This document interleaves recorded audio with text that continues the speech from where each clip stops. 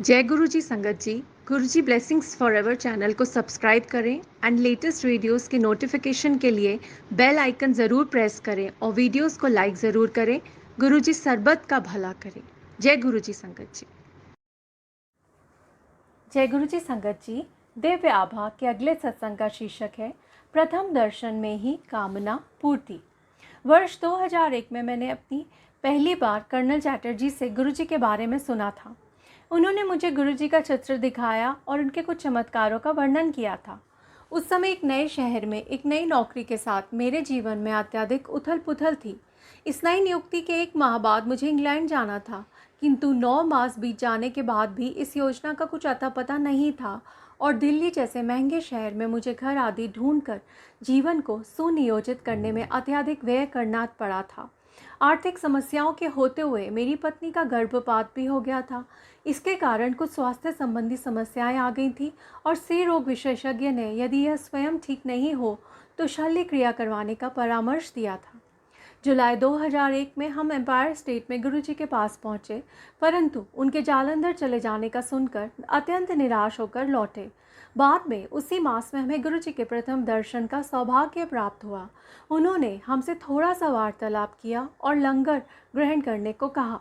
उन दिनों गुरुजी के चयन अनुसार कुछ भक्तों को ही लंगर दिया जाता था। घर लौटने पर हमें अभूतपूर्व कृपा का आभास हुआ और एक लंबे अंतराल के बाद हम शांति से सो गए। उस दिन से हमारे जीवन में परिवर्तन आने लगा। सर्वप्रथम मेरी पत्नी के स्वास्थ्य में सुधार होने लगा। कुछ मास में ही मुझे पहली बार विदेश भेजा गया और अपने कार्य में भव्य सफलता मिलने के थोड़े समय बाद ही मुझे लंबी अवधि के लिए पुनः विदेश में नियुक्ति मिली। यह अभी भी चल रही है। कुछ वर्षों में हमें पुत्र रत्न की भी प्राप्ति हुई। रक्तचाप। मेरी पत्नी दीर्घकाल से उच्च रक्तचाप की रोगी रही थी। गर्भकाल एवं प्रसव और अन्य संभव दुष्परिणामों से बचने के लिए उसे औषधियाँ लेनी आवश्यक थी। क्योंकि जीवन भर ऐसी औषधियों का सेवन अनुचित लगता था, बीच बीच में वह इनको रोक देती थी, किंतु कुछ रक्तचाप पुनः बढ़ने के कारण उसे फिर वह औषधियाँ लेनी आरंभ करनी पड़ती थी। वर्ष 2003 के आरंभ में एम्पायर स्टेट में एक संगत में जब हम दोनों गुरुजी से प्रसाद ग्रहण करने पहुँचे तो उन्होंने हमारे एक रंग के हरे परिधान देखकर व्यंग्य कसा। फिर उन्होंने मेरे से पूछा कि मुझे विवाह के लिए चंडीगढ़ की यह कुड़ी कैसे मिल गई। मुझे अत्यंत आश्चर्य और प्रसन्नता हुई कि मैं उसे शब्दों में व्यक्त नहीं कर सकता। इस वार्ता का प्रभाव अगले दिन प्रातः मेरी पत्नी के रक्तचाप में दृष्टिगोचर हुआ। उसके जीवन में पहली बार बिना औषधि के निम्न रक्तचाप का परिणाम मात्र 80 था। उस दिन से उसको जीवन में कभी रक्तचाप की समस्या नहीं हुई। केवल गर्भकाल के अंतिम दिनों में कुछ समय तक यह रहा, किंतु ना तो इससे भ्रूण वृद्धि में कोई रुकावट हुई और ना ही निर्धारित समय से पूर्व प्रसव करवाना पड़ा। इस अंतराल में उसने इन औषधियों का पुनः सेवन किया और उसके उपरांत बंद कर दी। विदेश नियुक्ति। सितंबर 2000 में दिल्ली स्थित सीमेंस में नवीन कार्यपद संभालने का प्रमुख आकर्षण विदेश में नियुक्ति प्राप्त होने का था, किंतु ऐसा नहीं हुआ। फिर भी गुरुजी की दया से मुझे बीच बीच में अल्पकाल के लिए इंग्लैंड जाने के कुछ अवसर प्राप्त हुए। वर्ष 2002 में 9 सितंबर 2001 को अमेरिका में न्यूयॉर्क पर हुए हमलों के फलस्वरूप विश्व भर में सूचना प्रौद्योगिकी क्षेत्र में प्रसार के कार्यक्रम रुक गए थे। इससे लंबी अवधि के लिए विदेश जाने की आशाएं भी चूर चूर हो गई। तथापि मैं संगत में और घर पर गुरुजी से प्रार्थना करता रहता था और अंततः अप्रैल 2003 में इंग्लैंड जाने का अवसर प्राप्त हुआ। वहाँ का कार्यकाल केवल 6 माह का था, किंतु यह ऐसे समय पर आया था जब अन्य संस्थान अपने कर्मचारियों की छटनी कर रहे थे। ऐसे प्रतिकूल वातावरण में इस प्रकार का कार्य प्राप्त कर मैं आनंदित था। जब मैं अपने कार्य आज्ञा पत्र अर्थात वर्क परमिट की प्रतीक्षा और जाने के प्रबंध कर रहा था, मुझे गुरुजी के एक भक्त के यहाँ विवाह समारोह में जाने का निमंत्रण मिला। इस पर गुरुजी ने अपने हाथों से इंग्लैंड लिखा हुआ था। जब हम जाने से पूर्व गुरुजी की आज्ञा लेने पहुँचे, मेरी पत्नी ने उनसे अपने पिता और बहन, जो कि डाउन सिंड्रोम की रोगी हैं, के लिए आशीर्वाद मांगने का विचार बनाया था। उसके कुछ बोलने से पूर्व ही गुरुजी बोल पड़े, साढ़े तो बड़ा पेरेंट कौन है। हमें तुरंत आभास हो गया कि उनका आशीर्वाद सदा उनके साथ रहेगा। गुरुजी के ये कहने से कि साढ़े तो बड़ा पेरेंट कौन है, हमें तुरंत आभास हो गया कि उनका आशीर्वाद सदा उनके साथ रहेगा। कार्यस्थल मैनचेस्टर से निकट ब्लैकपूल पहुंचने पर मुझे बताया गया कि अवधि घटकर 4 मास भी हो सकती है, लेकिन गुरुजी की दया से मेरा कार्यकाल नहीं घटा और उसकी समाप्ति पर मुझे वहीं पर एक अन्य परियोजना का कार्य सौंपा गया। यह कार्य 10 माह से अधिक चला और उसकी समाप्ति पर अगस्त 2004 में, जब मैं स्वदेश लौटने को तत्पर था, मुझे बर्मिंघम के निकट टेलफोर्ड एक नवीन परियोजना पर भेज दिया गया, जहां मैं 1 वर्ष से अधिक रहा। कार्य की मध्यावधि में मुझे नॉटिंघम स्थानांतरित कर दिया गया, जहां कार्यालय समाप्त होने के साथ ही हमारे पुत्र का जन्म हुआ। सितंबर 2005 में जब हम वापस भारत आने के प्रबंध कर रहे थे, मुझे लंदन स्थित प्रसिद्ध BBC कंपनी में कार्य करने के लिए स्थानांतरित कर दिया गया।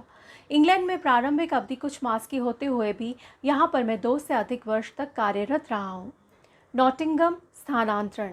जब मेरी पत्नी ने गर्भ धारण किया, मैं इंग्लैंड के श्रोपाशायर क्षेत्र में टेलफोर्ड नाम के एक छोटे शहर में नियुक्त था।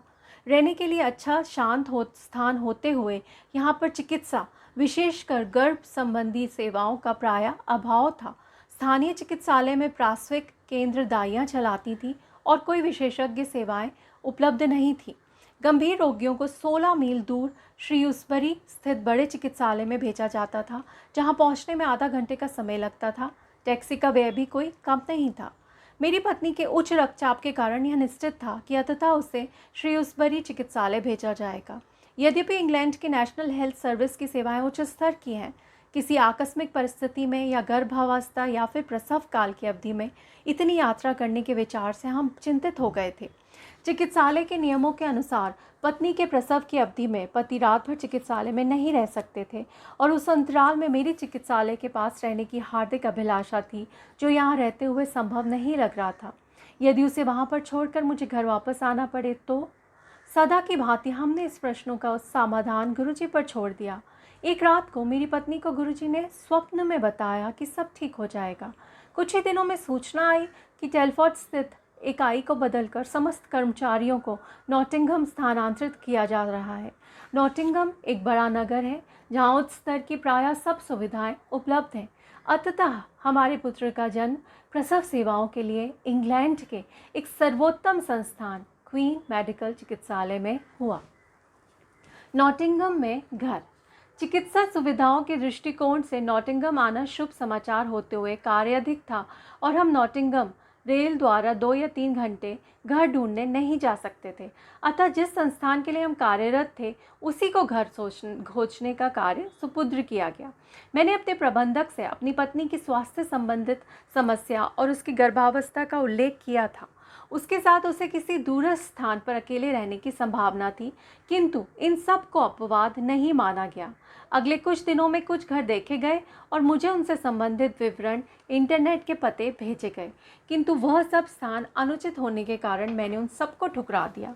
यह सब आरंभ होने से पूर्व मैंने इंटरनेट पर क्वीन मेडिकल चिकित्सालय, जहां मेरी पत्नी को गर्भावस्था में भेजे जाने की संभावना थी, के निकट एक अच्छा सा लगता हुआ मकान देखा था। मुझे उस क्षेत्र की थोड़ी सी भी जानकारी नहीं थी, तथापि उसके चित्र और अन्य सूचनाओं से थोड़ी सी जानकारी अच्छी लग रही थी। उनके आधार पर वहां जाकर रहना जुआ खेलने के समान होगा। कोई अन्य विकल्प न होते हुए एकमात्र यही उचित उपाय लग रहा था। अतः मैंने इस संस्थान को बताए बिना और कोई आर्थिक मूल्यांकन करवाए बिना उस घर को लेने का निश्चय कर लिया। यह मेरे परियोजना प्रबंधक के निर्णय की अवज्ञा करने के समान था, किंतु गुरुजी का आश्रय लेकर हम अपने अंतर्ज्ञान पर निर्भर रहे। इंग्लैंड में रहते हुए यह घर सबसे अच्छा रहा है। उसमें सब संसाधन सुचारू और अत्यंत अच्छी अवस्था में थे। क्वीन मेडिकल चिकित्सालय से यह केवल 10 मिनट पैदल और कार से 3 मिनट की दूरी पर था।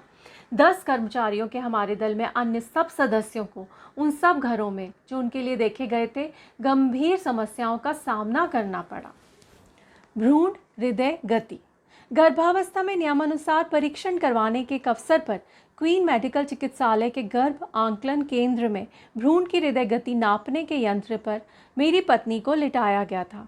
सामान्यतः यह गति 140 से 170 रहती थी, किंतु उस दिन वह 200 निकली और फिर अचानक भ्रूण ने कुछ हरकत करी और वह 220 तक पहुंच गई और उसी स्तर पर रही। उस समय तक उपस्थित परिचारिका 200 की गति देखकर कह रही थी कि उच्च होते हुए असामान्य नहीं है, किंतु फिर 220 गति देखकर वह तुरंत अपनी वरिष्ठ चिकित्सक के पास भागी, इस भय से कि भ्रूण पर कोई दबाव पड़ रहा होगा। मैंने गुरुजी द्वारा दिया हुआ उनका चित्र अपनी पत्नी के नितंब पर रख दिया और मन ही मन मृत्युंजय मंत्र का पाठ किया। कुछ ही देर में हृदय गति नीचे चली गई और फिर उसी स्तर पर रही। परिचारिका को अपने वरिष्ठ चिकित्सक के साथ आने तक स्थिति सामान्य हो चुकी थी। प्रसव और अन्य गंभीर समस्याएं। वर्ष 2005 में गुरुजी की कृपा से हमें पुत्र प्राप्ति हुई। मेरी पत्नी का प्रसव काल अत्यंत लंबा और अथक वेदना से पूर्ण रहा था। औषधियाँ लेते हुए भी एक अवसर पर उसके रक्तचाप का निम्न स्तर 132 तक चला गया था और वह अर्धचेतन अवस्था में चली गई थी। चिकित्सक उस पर आकस्मिक शल्यक्रिया करने का विचार कर रहे थे। फिर गुरुजी से प्रार्थना करने पर उसकी स्थिति और प्रसव सामान्य हुए और कोई अन्य बाधा नहीं आई। स्वस्थ शिशु के जन्म का आनंद अल्पकालीन रहा, क्योंकि उसके रक्त परीक्षण में कुछ अनियमितता पाई गई और उसे मूत्र नहीं हो पा रहा था। चिकित्सक उसके रोग के स्रोत या स्वभाव से अपरिचित थे, अतः वह उसका निदान नहीं कर पा रहे थे। परीक्षण करते हुए उन्होंने 2 दिन के शिशु के मेरुदंड से तरल निकालने का भी प्रयास किया, किंतु असफल रहे। अतः उन्होंने उसे प्रतिजैविक औषधियाँ देना आरंभ कर दी, जिससे उसे इस रोग से छुटकारा मिल सके। चिकित्सक उसे आवश्यकता से अधिक खाद्य पदार्थ देने के बाद अर्थात ड्रिप भी दिया गया, फिर भी उसके प्रथम 4 दिनों में मूत्र ना कर पाने से अधिक चिंतित थे और उन्हें उसके शरीर में संभव जल की कमी का अधिक संशय था। कुछ चिकित्सकों ने उसके गुर्दे के निरीक्षण का सुझाव दिया, अन्य उसे अधिक से अधिक मात्रा में तरल पदार्थ देकर निर्जलन की संभव शंका को समाप्त करने के पश्चात ही उसके गुर्दों के परीक्षण करने पर विचार कर रहे थे। जैसे ये समस्या कम नहीं थी, मेरी पत्नी को भी गंभीर मूत्र रोग हो गया और उसका तापमान 105 डिग्री तक पहुंच गया। माँ और शिशु की गंभीरता देखते हुए उन दोनों को गहन सेवा केंद्र में भेज दिया गया। विदेश में मैं बिल्कुल अकेला था। परिवार, किसी संबंधी या मित्र का साथ नहीं था। मेरे दल के सदस्य स्वदेश लौट चुके थे, क्योंकि परियोजना की अवधि समाप्त हो चुकी थी।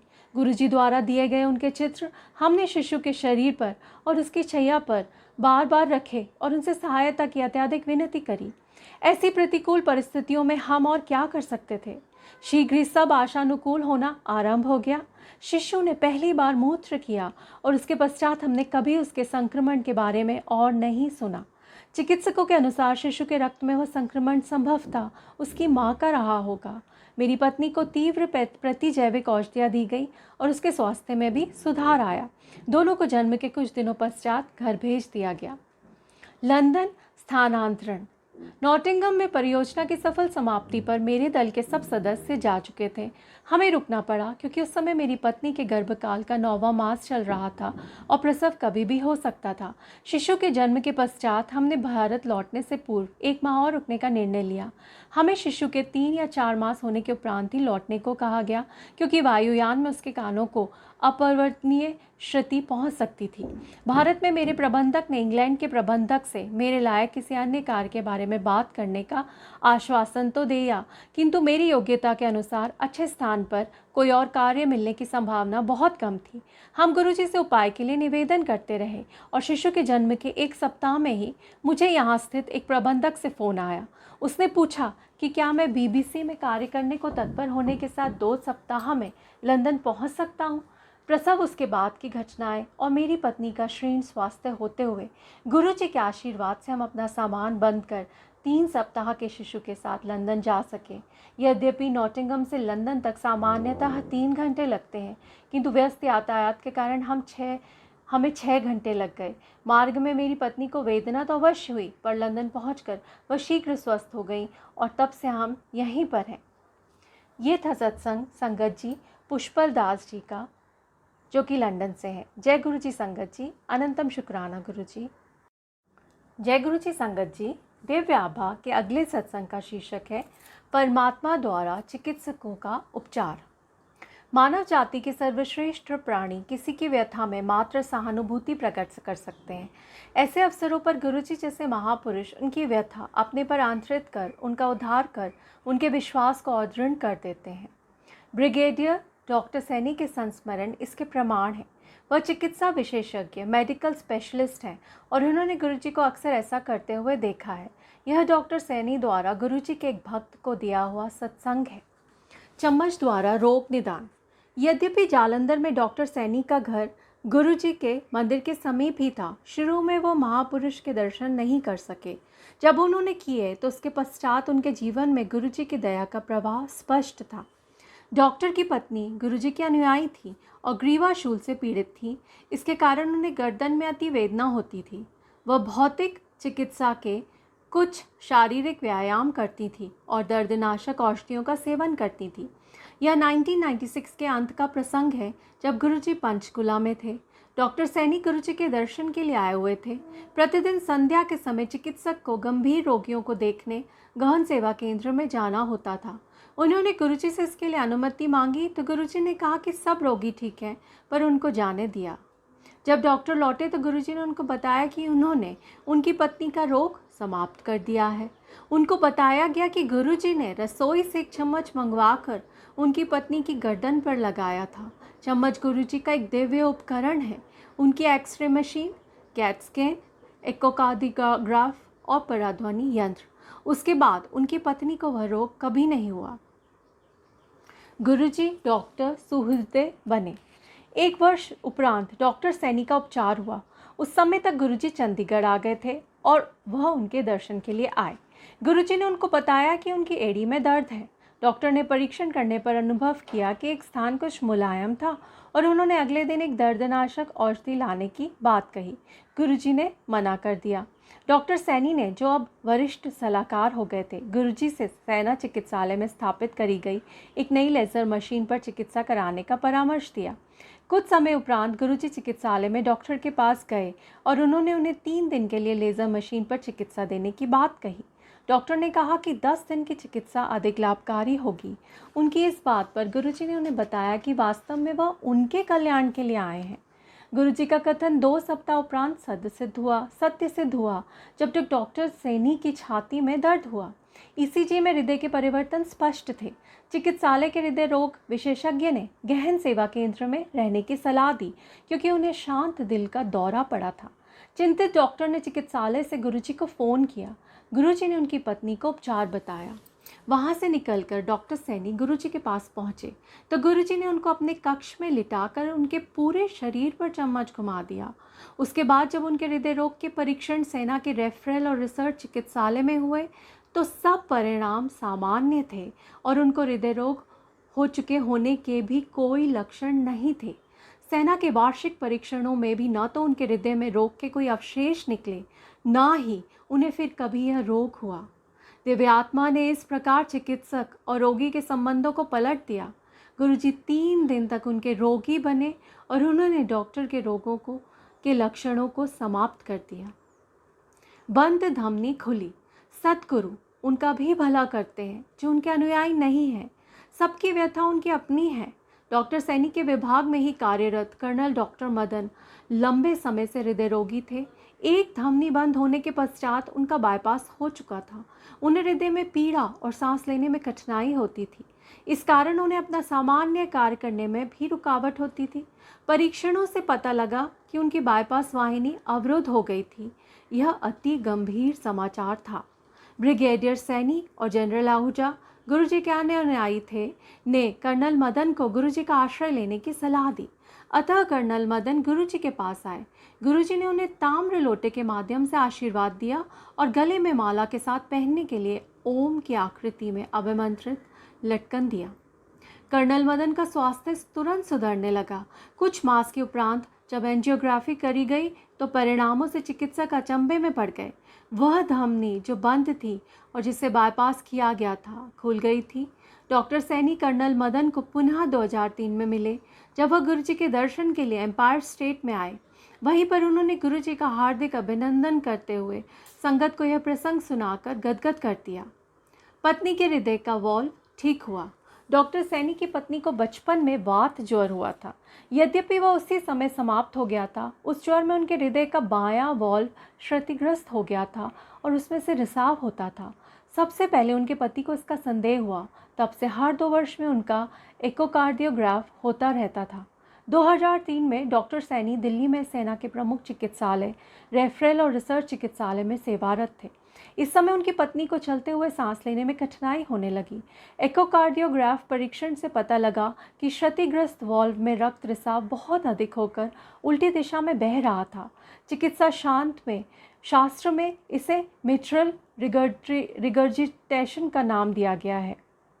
उन्हें हृदय का वॉल्व बदलने का सुझाव दिया गया।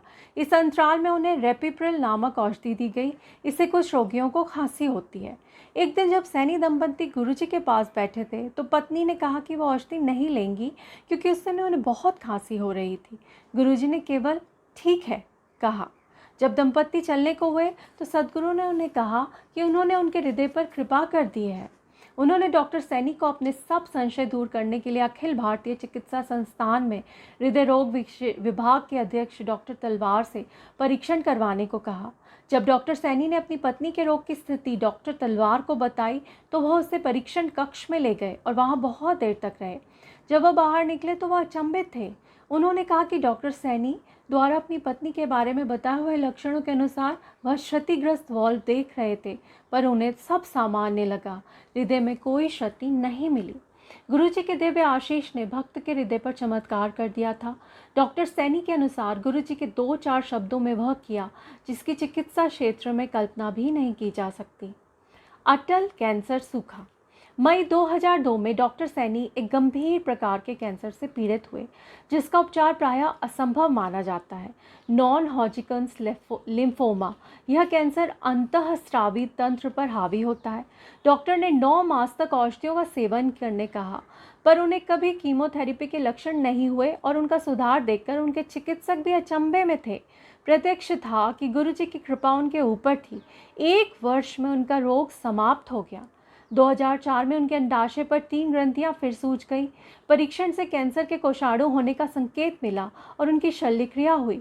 उसके पश्चात उनका अस्थि मज्जा परीक्षण होना था। गुरुजी से प्रार्थना करने पर दयावान ने उन्हें परीक्षण की तिथि दी। डॉक्टर अति चिंतित थे कि यदि परिणाम सकारात्मक हुआ तो फिर से 5 मास तक कीमोथेरेपी होगी, पर गुरुजी की दया से परिणाम में कुछ नहीं आया। सद्गुरु द्वारा उनकी मां की आयु वृद्धि। डॉक्टर सैनी की मां को स्तन कैंसर के साथ साथ हृदय रोग और गठिया था। 2000 के अंत तक उनकी स्थिति अत्यधिक खराब हो गई थी। एक दिन वह अचानक बीमार हो गई और उन्हें तुरंत ही घर के निकट एक चिकित्सालय में प्रविष्ट कराना पड़ा। उनके हृदय ने कार्य करना बंद कर दिया था और उनका रक्तचाप और नाड़ी अत्यंत धीमे थे। जब यह घटनाएं घर पर हो रही थी, डॉक्टर सैनी की भतीजे जालंधर में गुरुजी के मंदिर में बैठकर अंदर ही अंदर चुपचाप रो रही थी, क्योंकि उसे पता था कि उसकी दादी का अंत समय निकट है। अंतर्यामी गुरुजी ने उसी समय उस प्रक्रिया को रोककर उस बालिका को कहा कि उन्होंने उसकी दादी के जीवन के 5 वर्ष अधिक कर दिए हैं। गुरुजी के इस वक्तव्य के साथ उसकी दादी की अवस्था में तुरंत सुधार हुआ और वह 5 वर्ष और जीवित रहीं। वास्तव में अपने अनुयायियों के लिए गुरुजी की कृपा अद्भुत है। विधाता के समस्त भाव मातृ प्रेम समान कोमल है। फिर भले ही वह अच्छे या बुरे हों, भले ही उनके भक्त हों अथवा भौतिकवाद में डूबे हों, गुरुजी उनकी सहायता करने को सदैव तत्पर है। चिकित्सालय के टेक्नीशियन को आशीष। 1998 में एक दिन गुरुजी ने डॉक्टर सैनी को कहा कि वह संध्या को चंडी मंदिर के सेना चिकित्सालय में रक्त परीक्षण और पराश्रव्य चित्रण के लिए आएंगे। गुरुजी का रक्त परीक्षण करते हुए अनुभवी टेक्नीशियन ने देखा कि उसमें मधु की मात्रा 8 से 15 के बीच में थी। उसे पता था कि इस मात्रा के साथ कोई भी मनुष्य जीवित ही नहीं रह सकता। अतः उसने यह परिणाम डॉक्टर सैनी को दिखाया और कहा कि यह मानव इस लोक से नहीं हो सकता। गुरुजी ने उस टेक्नीशियन को आशीर्वाद दिया और कहा कि उसकी पदोन्नति होगी। कुछ दिन बाद वैसा ही हुआ। भटिंडा से मेजर सिन्हा, विकिरण विशेषज्ञ, उन दिनों चंडी मंदिर के सेना चिकित्सालय में सेवारत थे। गुरुजी के उदर का परीक्षण कर उन्होंने सब कुछ सामान्य पाया।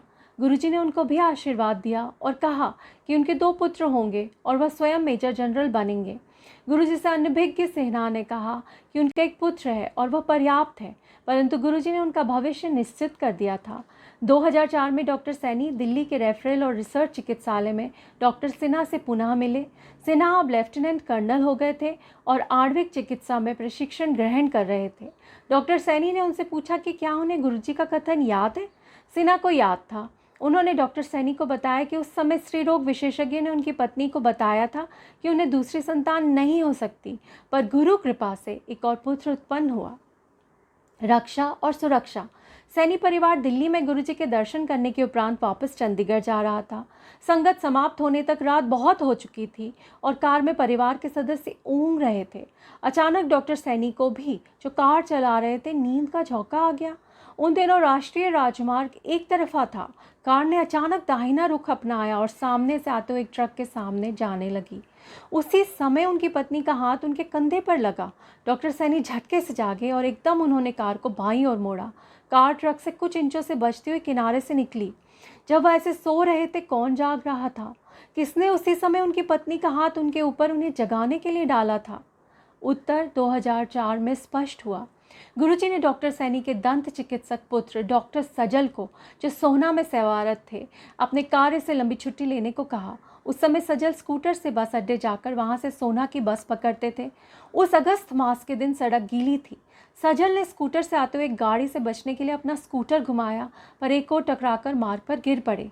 उसी समय गुरुजी ने डॉक्टर सैनी, जो उनके दर्शन के लिए पहुंचे हुए थे, पूछा कि उनका बेटा कहाँ है। डॉक्टर ने उत्तर दिया कि वह सोहना से वापस आ रहा होगा। उसी समय फ़ोन बजा और सजल की पत्नी ने उनको दुर्घटना के बारे में बताया। वह तुरंत घर वापस आए। सजल को कुछ लोग दुर्घटना स्थल से घर ले गए थे। दिल्ली में एक अनोखी घटना, वह बच गए थे और केवल नाक पर चोट आने से कुछ टाँके लगे थे। चिकित्सालय से वे सीधा गुरुजी को धन्यवाद देने पहुँचे। सजल अब कहते हैं कि उनका जन्म दिवस उस दिन मनाया जाए जिस दिन गुरुजी ने उनकी जीवन रक्षा करी थी। उन्हें नवजीवन मिला है। ये था सत्संग ब्रिगेडियर डॉक्टर पृथ्वीपाल सैनी संगत जी का, जो कि गुड़गांव से हैं। जय गुरु जी संगत जी। अनंतम शुक्राना गुरु जी।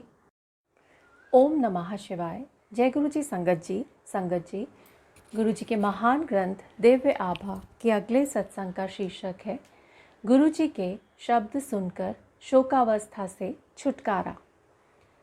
जैसा संगत के कई सदस्यों के साथ हुआ होगा, जब मैं गुरु जी के पास आया, मुझे अनेक कष्ट थे और सहायता की कोई किरण शेष नहीं थी। मैं अत्यंत शोक संतप्त था, जिसका औषधियों और अन्य सहायता से उपचार नहीं हो पा रहा था। अवस्था दिन प्रतिदिन बिगड़ती जा रही थी। परावलोकन करता हुआ हूँ तो प्रतीत होता है कि मुझे बुलाया गया था, अन्यथा रातों रात उपचार कैसे संभव है। मेरी अवस्था अति गंभीर थी और मैं सदा अपने आप को असहाय प्रतीत करता रहता था। कई बार मैं रोया करता था और आत्महत्या करने के विचार मेरे मन में आते थे। साहस जुटाकर मैं अपने कार्यालय अवश्य चले जाया करता था और सामान्य दिखने का प्रयास किया करता था। वहाँ से निकलकर मैं मंदिर में जाकर शांति के लिए प्रार्थना करता था। यह चलता रहा, पर मेरी अवस्था बिगड़ती ही चली गई। एक दिन मुझे याद आया कि मैं परिवार के घनिष्ठ मित्र ने मेरी माँ से गुरुजी का वर्णन किया था। मैं तुरंत अपनी माँ को फ़ोन कर उनसे गुरुजी के दिशा निर्देश मांगे। मैं गुरुजी के पास 2000 में पहुँचा। पहले दिन शीघ्र पहुँचने के कारण मुझे आगे बैठने का अवसर प्राप्त हुआ। कई सप्ताह के पश्चात मंदिर में पहुंचकर मुझे शांति का आभास हुआ। मुझे वहां पर बैठकर लोगों के असाध्य रोगों के चमत्कारिक उपचार सुनना याद है।